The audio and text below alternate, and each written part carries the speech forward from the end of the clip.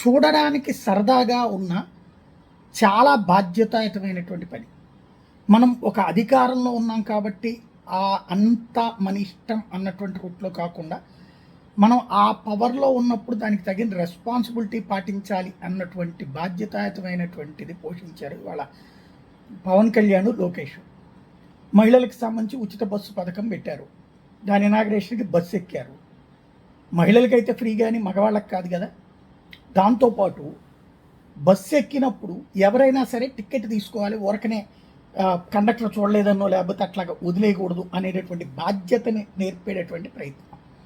పవన్ కళ్యాణ్ తన జేబుల్లో నుంచి డబ్బులు తీసి కండక్టర్‌తో 3 టికెట్లు ఇవ్వమన్నారు. ఎవరు 3?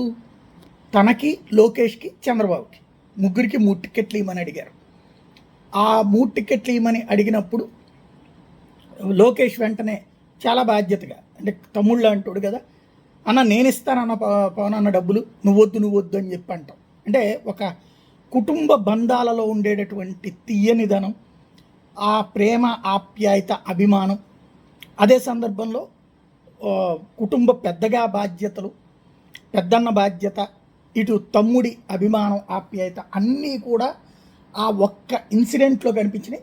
చాలా హృద్యంగా అనిపించింది విషయం.